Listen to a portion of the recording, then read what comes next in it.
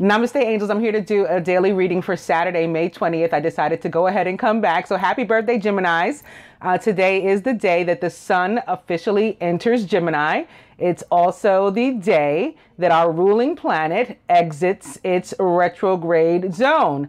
Not to be confused with our other ruling planet, Venus, which exited its retrograde zone on the 18th. Today is the day that our ruling planet, Mercury, exits its retrograde zone, rather.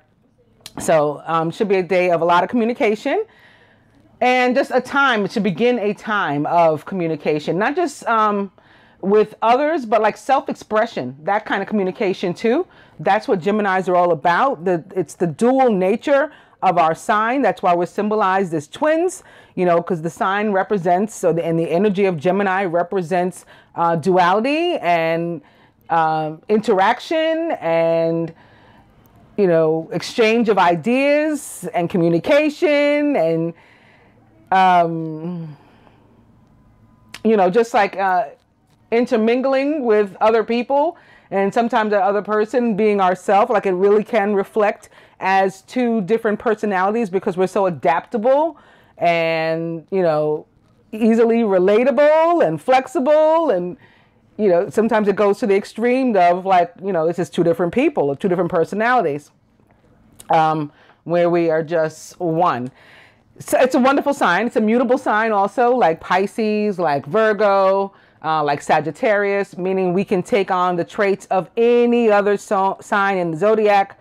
So in addition to Gemini already being like two beings, we can take on a third, basically, being energy onto ourselves or unto ourselves.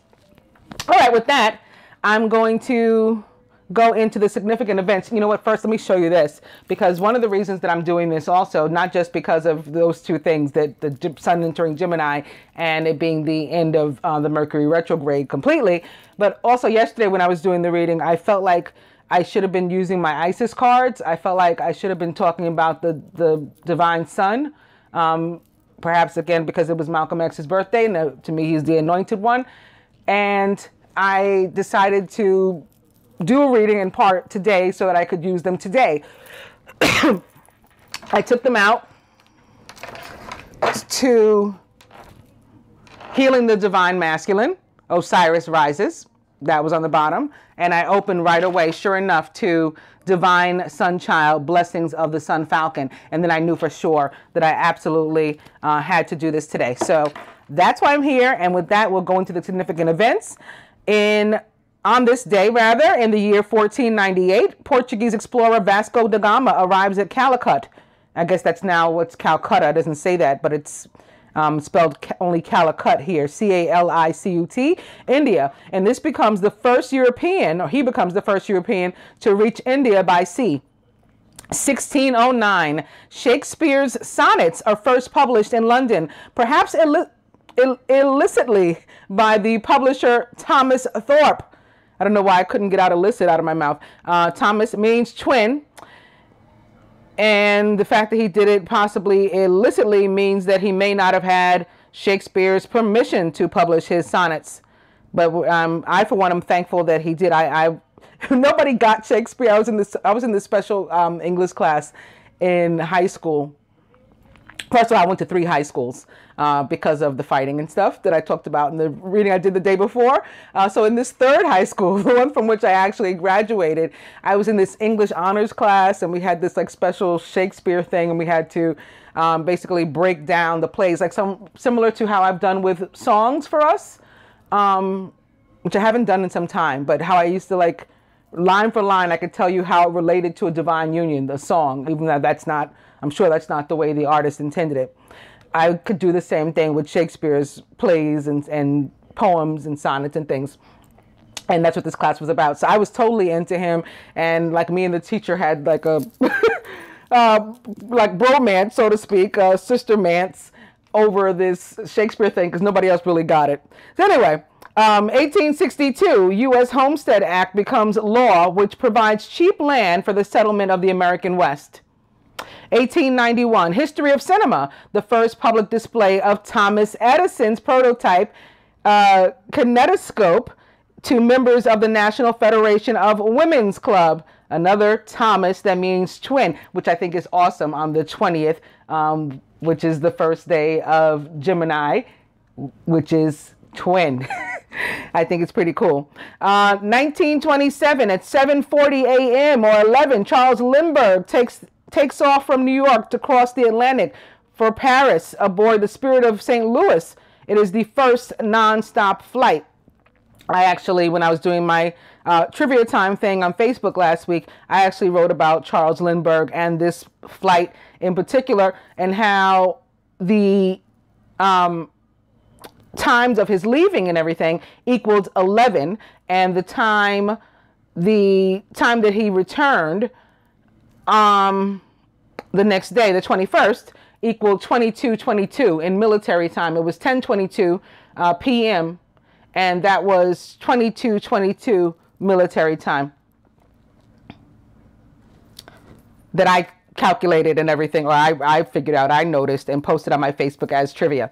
Anyway, 1927 also, Saudi Arabia becomes independent of Great Britain in the Treaty of Jeddah, Jeddah. 1990, Hubble Space Telescope sends its first photographs from space.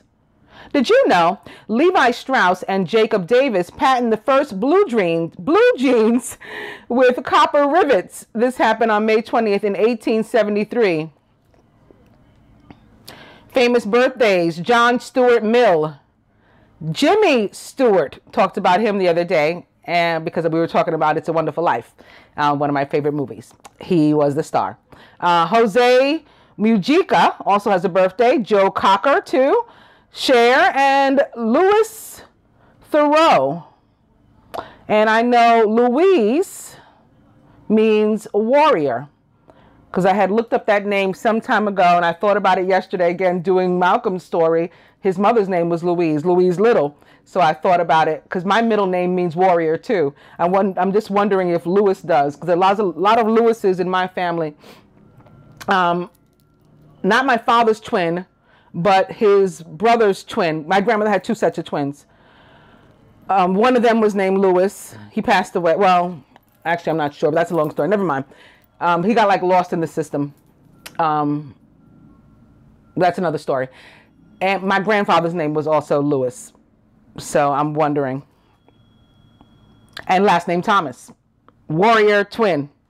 Anywho, moving on to the famous weddings. 1756, Prime Minister of Great Britain, Frederick North, 24, weds heiress Anne Speck.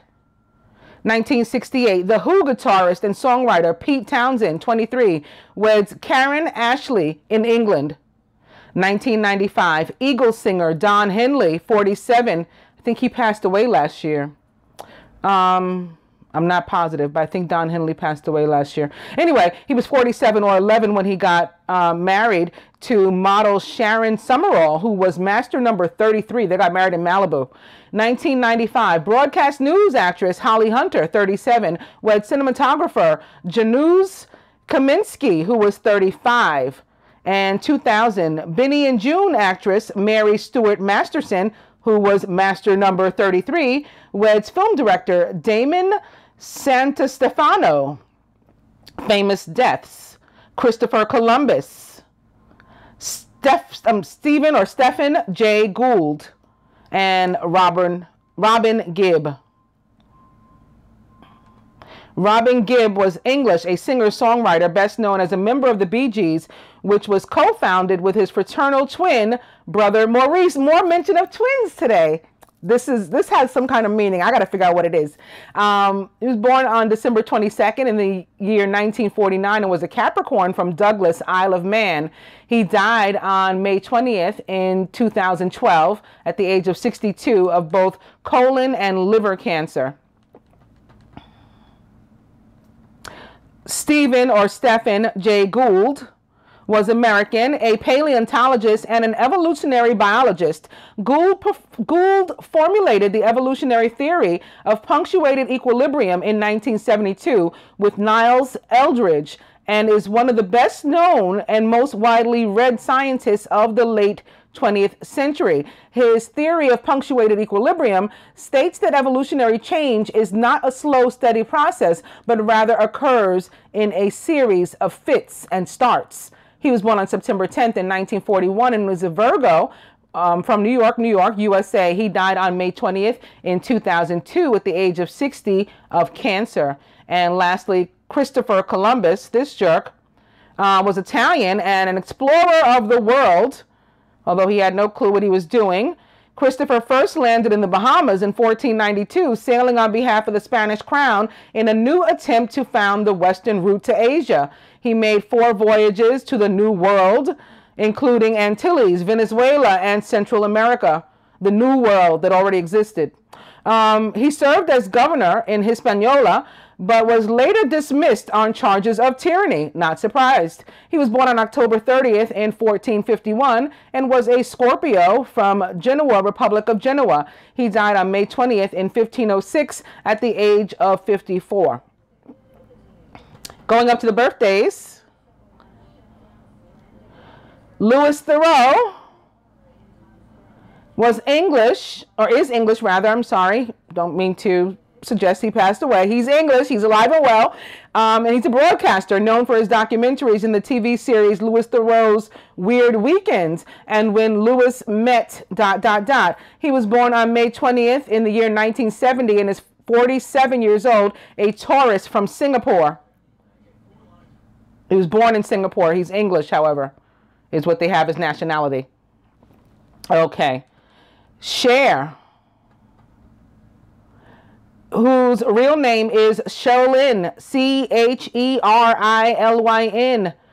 Sarkisian, Sarkisian, is American and goddess of pop. She's famous for I Got You Babe, Jack LaLanne, Mask, former wife of Sonny Bono. She certainly is American. She is, Cher is half native. So getting back into the Christopher Columbus and his discovery of the quote-unquote New World, there were people like her ancestors and mine as well that were here already. But that's another story too. She was born on May 20th in the year 1946 and is 71 years old and is a Taurus. Joe Cocker was English, a rocker. He's famous for the song With a Little Help from My Friends and Up Where We Belong. Lord, lift us up where we belong. That beautiful song. Well, Little Help from My Friends is beautiful too. And he has many others. They only have these 2 listed. He was born on May 20th in the year 1944 and was a Taurus from Sheffield, England. He died on December 22nd in 2014 at the age of 70 of lung cancer. Jose Mujica, or Mujica, it's M-U-J-I-C-A, so likely Mujica, whose full name is Jose Alberto Mujica Cordano. He is from Uruguay.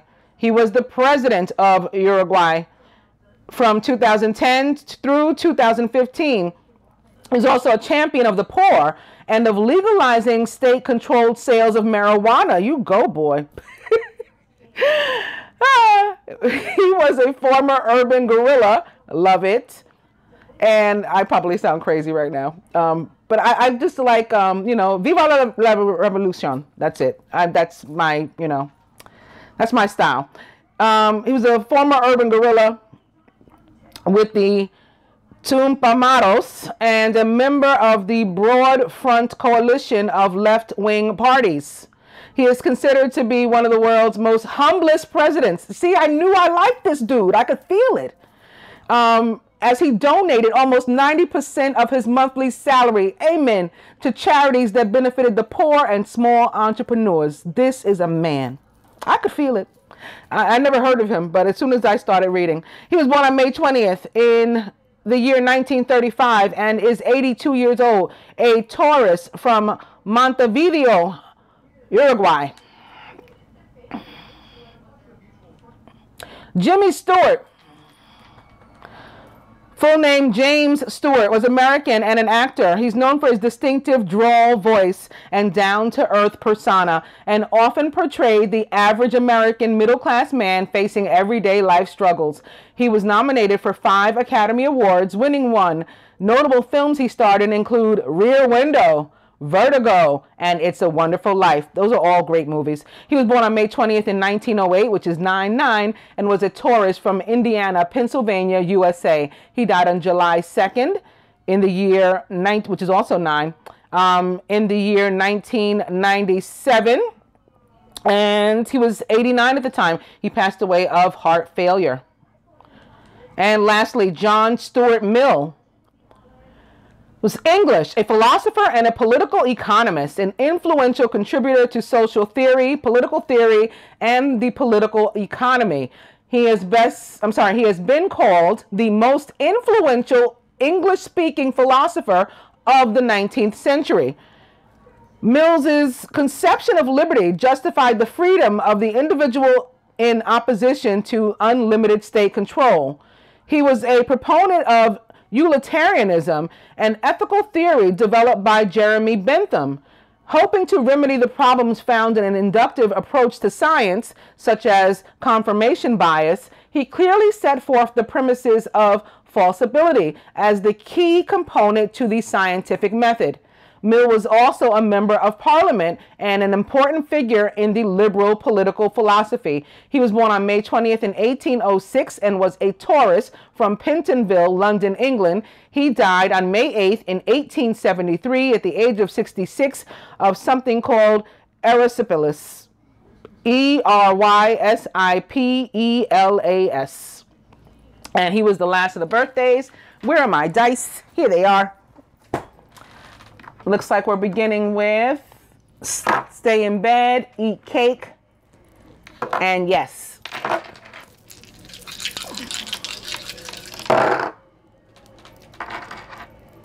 Buy shoes.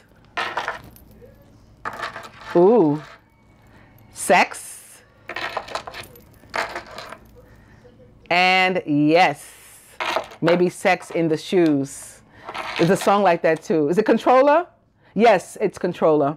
Bend you over in your shoes, right? Something like that. Anyway, forget about that. Moving right along, beginning with the 8 of Fire. Events moving at a fast pace. Delays are over. Many things are happening at once. This can also be about the communication that we spoke of, that I expect to come through with the energy of the great communicators, my fellow Geminis. Whoop, whoop. Opening 2. Renewal with Archangel Jeremiah. Review and evaluate a favorable assessment of the facts. It's time to move in a new direction. Renewal is the judgment card in the traditional tarot and is all about, opposite the 8 of Fire, I'd say it's talking things out with someone, getting to the bottom of something and rectifying a situation.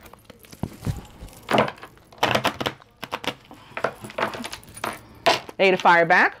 Opening to the Knight of Fire, who's passionate, adventurous, self-assured, and restless. A sudden event that needs immediate attention. Time is of the essence. Think things through carefully.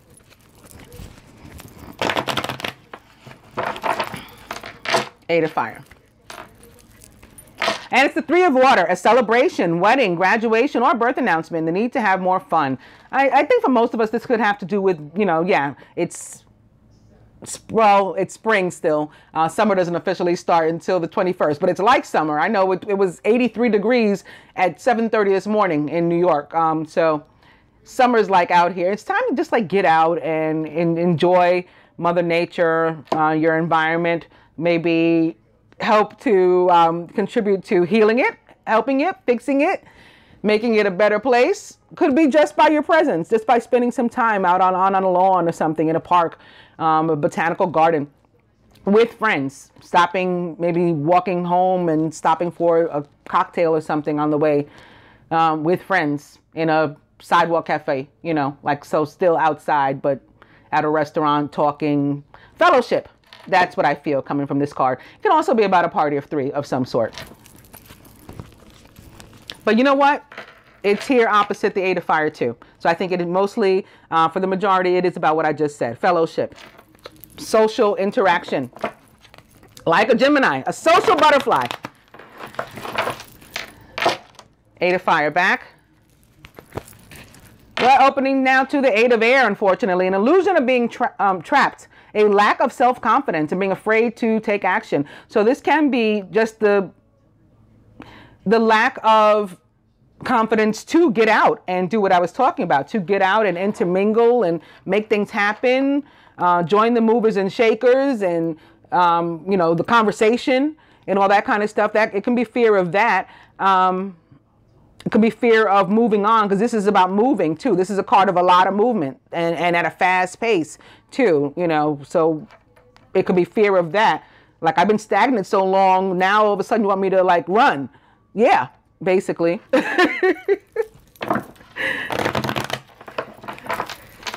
8 of fire back. And coming to the page of fire, who's outgoing, creative, confident, and mischievous. It's also like the Knight that we just saw, is also a Sagittarius, Aries, or Leo. News of an exciting new endeavor. Use your originality and ingenuity.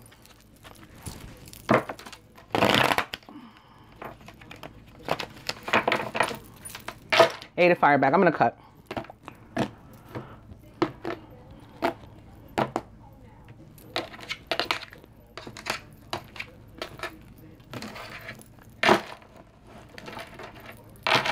It's the 9 of earth. Enjoying life's little luxuries, spending quiet time alone, and successful self-employment.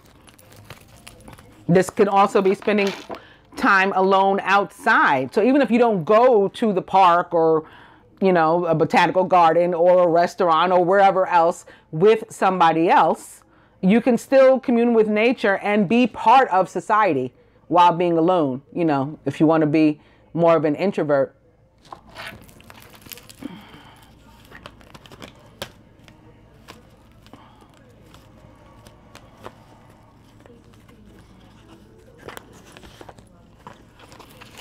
Because again, the 9 of earth is all about liking oneself, loving oneself, and enjoying spending time with oneself.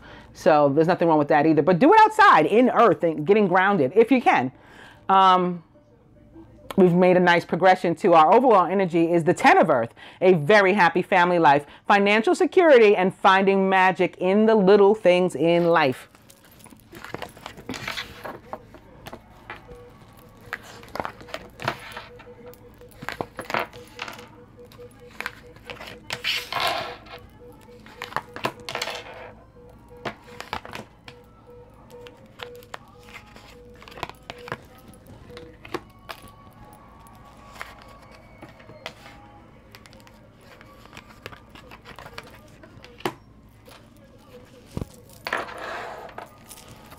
I was tempted for a second to put advice down, like now.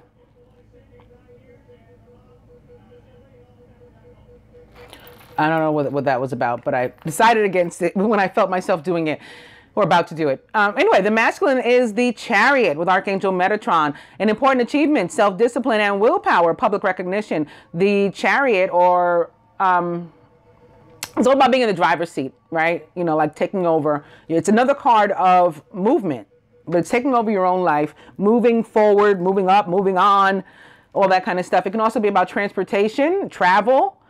And with this being the day that, again, Mercury leaves even its shadow of the retrograde zone, there should be like no more problems with travel. It's a good time to maybe buy a new car. It could be modes of transportation too, planes, trains, automobiles, all of those things. Represents the sign of Cancer, or the water sign, Pisces, Scorpio.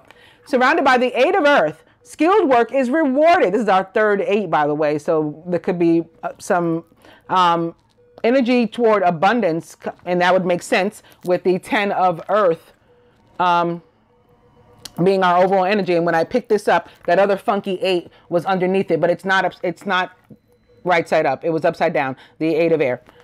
And underneath that is life experience, which is the Tower.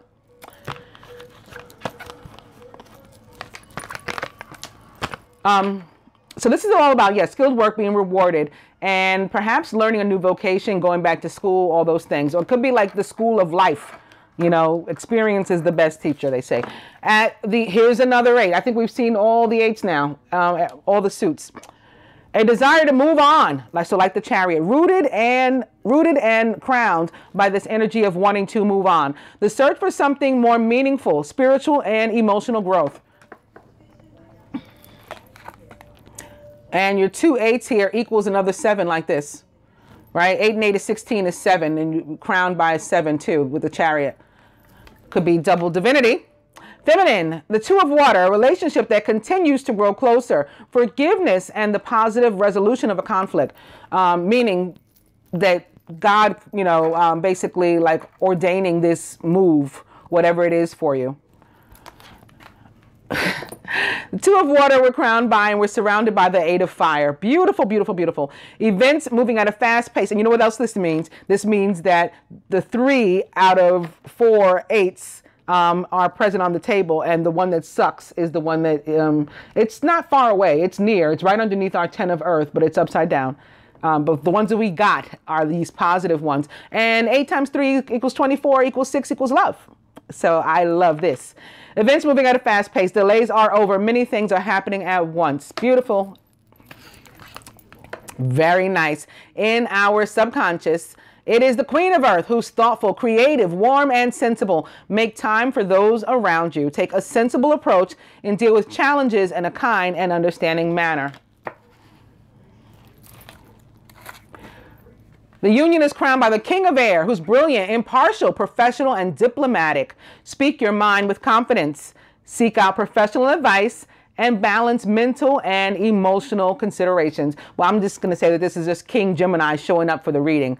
And that makes sense. This can also be representing an Aquarius or a Libra that's impactful upon your life at this time, or anyone just taking on those traits, including yourself. At the root, it's the moon with Archangel Haniel. Important psychic insights, events behind the scenes, release fears that hold you back. Now, the moon represents the sign of Pisces or other water sign, Cancer, Scorpio. And it's about the need to pay attention to your intuition, especially sitting here next to the 8 of water, which is a similar type of energy, being very spiritual growth and everything. But also the fact that some information, details that, you know, may be pertinent to you, perhaps not right now. Like they'll come out when they need to, or when meant, or there could be a King of Air who's bringing them out because they're good at that.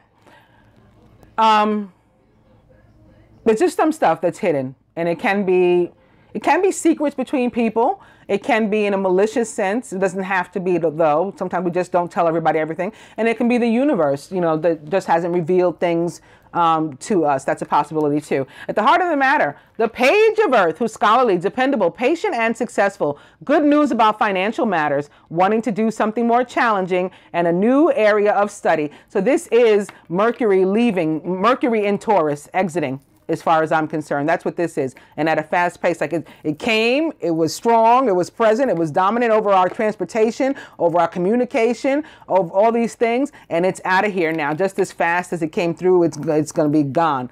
And that's going to free us up and leave us more grounded, more feeling in control and in the driver's seat of our own lives. And maybe ready to face some of the darkness too.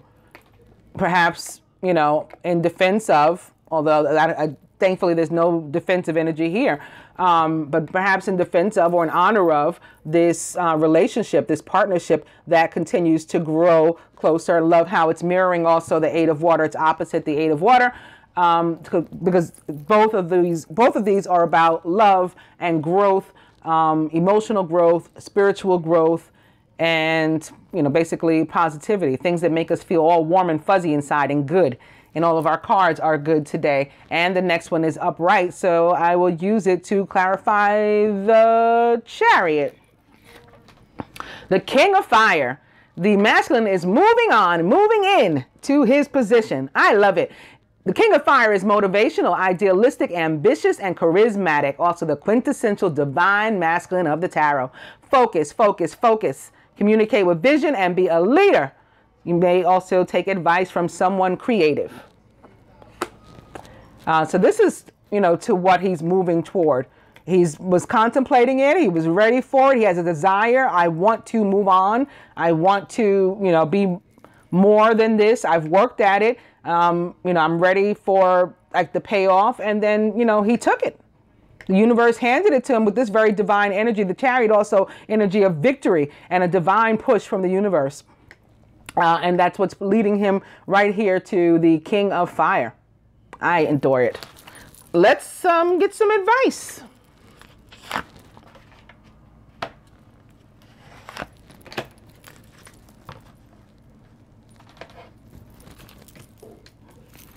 I want to also get some here from these Keepers of the Light oracle cards, beginning with the Shekinah, or sacred self.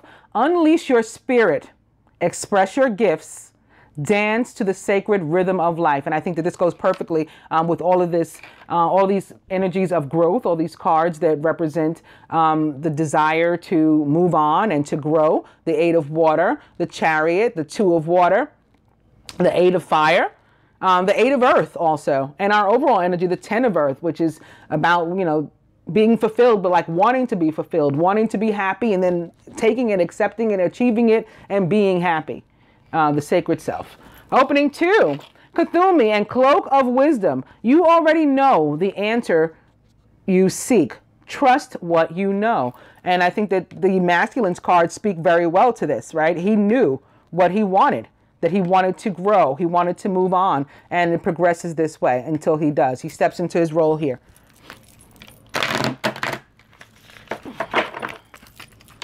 Cthulhu and the Cloak of Wisdom. Opening 2, Cernunnos and Life Force. Express your driving passion. You're in the driver's seat. And here's the passion with the King of Fire. Okay, these two cards describe this perfectly. Sensual and sexual powers are increased. That's certainly true, too, of the King of Fire. That's the King of Wands, remember. Absolutely. I love it. And haven't seen the sex dice, well, the die, rather, that came up that said sex. And yes, I think that this certainly applies for some of the masculine. And the feminine is ready. She's in this Two of Water position, mirroring that. Cthulhu back. And opening now to Faith, Humanity, and Benevolence. Stay calm. Trust the good in yourself and others. See the light in the world. Cthulhu back. I'll go one more. Sanat Kumara, light activation. Shine your light. Your internal guidance is coming through loud and clear. Again, I think this aligns perfectly with the masculine.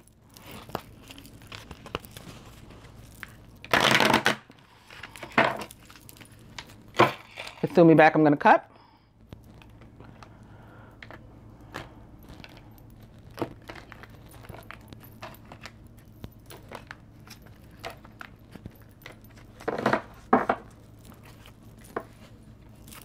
And it's Odin, psychic insight. Your third eye is open. See truth for what it is. Follow your intuition, which also aligns perfectly with what the cards we have here already with the Eight of Water and the Moon. All about using your intuition, trusting it, believing in it. Two of Water too, and coming to agreements and learning how to be more positive and resolving conflicts and growing closer together and forgiveness. It has a lot to do with, you know, listening to the voices that we hear despite the way things may appear sometimes. So that's our psychic insight.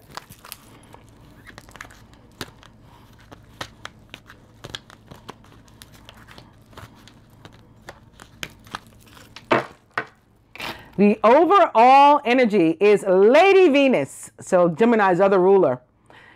Downloads and understanding. Truth is being revealed.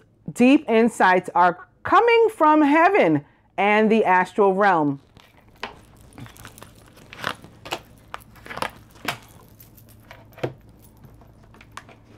And lastly here, I'm debating whether I should just read the Divine Sunchild, since that's what I was feeling, and that was the reason why I pulled these cards out in the first place. Well, I think I should. I'm just open to talismans of potency, charging sacred objects of power.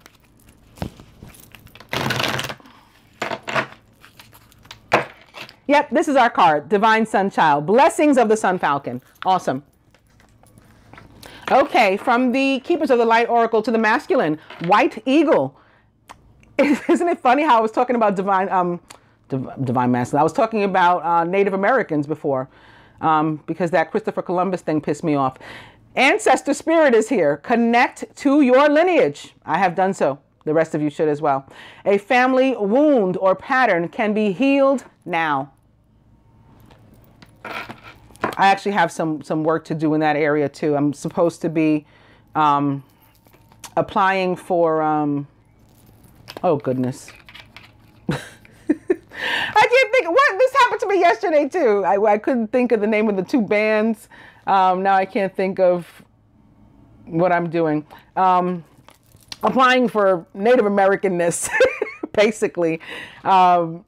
With the tribe, because like my grandfather was like the last connection. Well, his sister who passed most recently was like the last connection, and her daughter ended up dying in a fire in her home and lost like all of that side of the family's thing. So I don't have like any of my grandfather's stuff. I don't have anything to prove other than going to like or applying to the chief of the tribe my lineage. So I do have something in that area to work on too. You guys, whatever this means for you, something having to do with your family that's been a block, that's something that you need to heal in order to continue to move forward. Feminine, Jwal Kul, Dharma unfolding. So Dharma is similar to karma. In that it's like of the universe, like we don't control this. Remember that you are on a path. Take one step at a time to happiness. Like this is about the divinity of the whole situation. Masculine, ooh, the Seven of Water from the angels, a complex decision, the need to do research, stop procrastinating. Maybe I'll pull another card for you because I don't know where that's coming from. I don't see any signs of that here. And feminine, awakening with Archangel Gabriel. Look at things from a different perspective. A temporary standstill. It's important to be yourself. Awakening, or the hangman, also representing, like the moon, the sign of Pisces or other water sign potentially. It's all about taking a step back so that you can look at the bigger picture in making your decisions. But I don't really see necessarily any need for that here either with the feminine.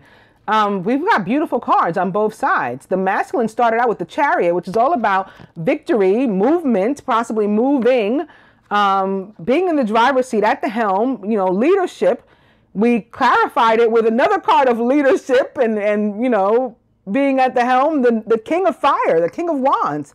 And it comes while he's surrounded with this energy of the Eight of Earth and, being rewarded for work and effort that he's put into whatever his situation is. It can be love, it can be work, it can be school.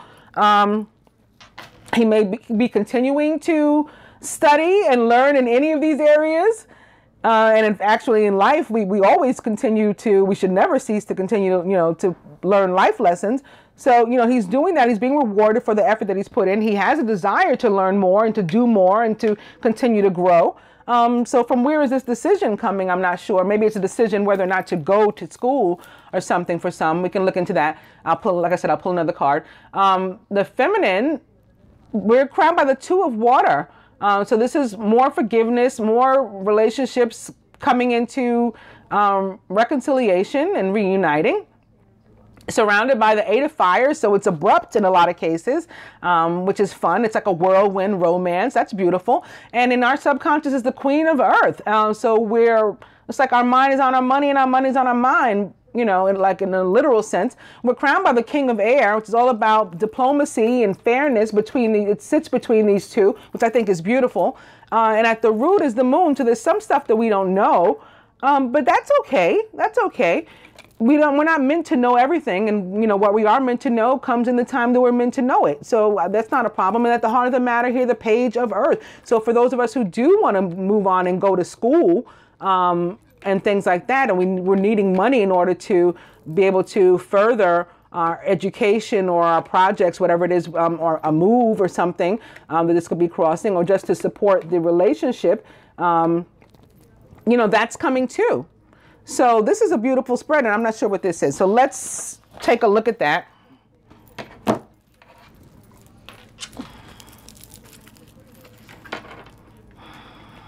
And the next card is upright for us, so I'm pulling that one. It's the Star.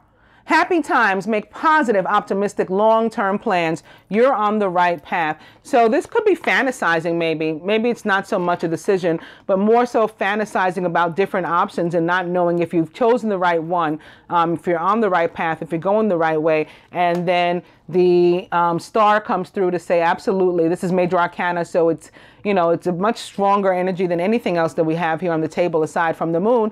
And,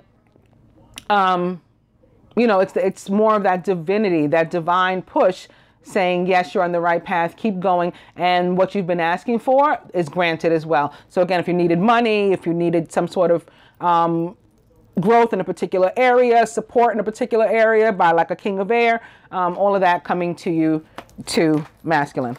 All right, now let me get to the divine sunchild. Or actually, yeah, I was going to say maybe I should pull another card for the feminine too with this awakening, but the next one is upside down. I think the universe is guiding me to move on to the divine sunchild. Divine sunchild, blessings of the sun falcon. Blessings of the sun falcon, the divine sunchild Horus, son of Isis and Osiris, flow to you now, beloved initiate. It's time for you to allow your life to flourish without limits, to let your light burn bright and without veil, just like the midsummer sun burning without contest in the Egyptian desert. Blessings of the sun falcon herald the time when your divine legacy is being born. It is your time to burn bright. Horus, the divine sunchild of Isis and Osiris, was born out of impossible circumstances through the great devotion of his mother, Isis, and her loving determination to heal her husband and bring him back to life, to eventually become king of Egypt, defeating dark forces that would seek to destroy him and all that he loved with great triumph. It is a story of the divine hero of Egypt. Okay, that was written a little oddly, because it made it sound like Isis brought Osiris back to life to bring king of Egypt. Osiris had already been king of Egypt, and the dark forces had been king as well. His brother Set was king of a neighboring territory, and was jealous. That was the dark force. Horus, the sun, is who defeated the dark forces, his uncle, and then became king. So I'm not sure if that was clear there. That's not the way it came across to me in reading it. It sounded like the author was talking about Osiris. Anyway, it is also a metaphor for our inner world. Our divine feminine must stay true to her true values of love, healing, and the triumph of creativity over destruction born of fear and hate. This reminds me of a lot of Build, Destroy, which is all about 8. So maybe that message is trying to come through. I didn't even check the date. What's the date? Yep, it's an 8, 5/20/2017, because 5 plus 2 plus 1 is an 8. Build, Destroy. No, there are no mistakes. There are no mistakes. Spirit was trying to show me before, and I didn't catch it. That line that I just read, it is also a metaphor for our inner world. Our divine feminine must stay true to her values of love, healing, and the triumph of creativity over destruction born of fear and hate. This is, if you are not for us, with us, you are against us. If you are not part of the solution, you are part of the problem. Build, Destroy. She must never give up her belief in her ideals. Our divine feminine is our body, whether man or woman. our inner values and the ideals that make our hearts beat stronger and feel right within our belly. With such love for her inner divine masculine, she never gives up on her belief in him either, and her desire for their togetherness. It leads to his healing, even if he's been lost, fragmented, and thought dead. Okay, so this is describing the masculine sort of awakening here. And I told you I opened my cards to Osiris rises opposite divine sun child. So it's like coming back to life and desiring to continue to elevate and continue to move on and to move forward into and toward this rightful position of his as the king of fire. Where was I? Sorry. The divine masculine is our spirit, whether woman or man, that our bodies desire to unite with, to help it to come to life and to light in a new and blissful way. The love in our hearts calls our spirit home into our bodies. We become able to stand firm, take action, and to make choices that allow our inner ideals to become part of our world. Like this again. Here were the choices. The masculine, unsure perhaps whether or not he had made the right one. The star comes to say yes. The divine comes to say yes. And again, here we have this elevation.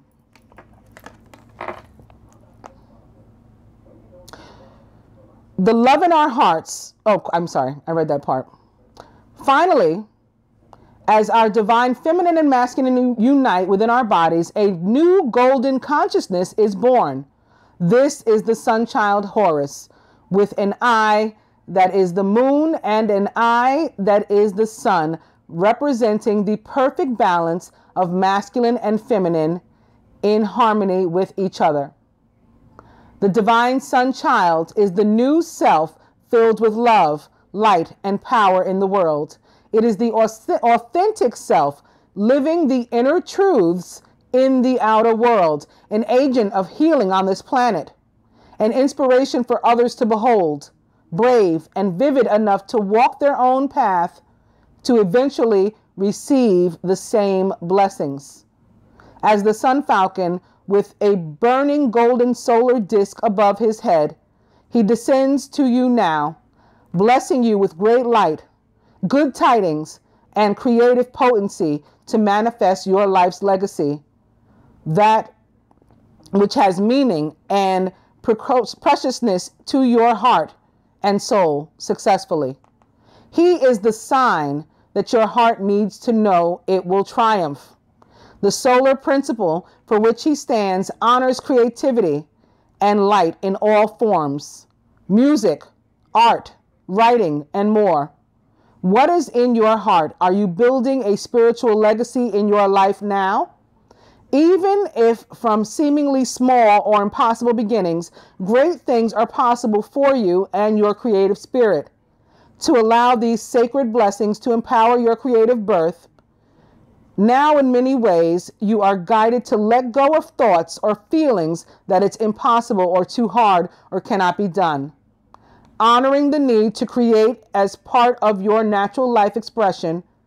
And I talked about this in the beginning too. I said, Gemini is all about self-expression also, because we communicate. It's not necessarily with other people all the time. Sometimes it's with ourselves or through ourselves. So this here, your natural life expression is a way for you to receive these blessings. You are born to shine like the sun. You just are, and there is no question that it will happen. This oracle of the sun falcon can also indicate a new and life-changing opportunity on its way to you. When your heart sings, say yes, like the die did today, and like the star does. The star is a yes from the major arcana. Don't give up until you have your success. The sun will shine on you. You will succeed. I hope that you guys enjoyed this daily reading. Namaste, angels.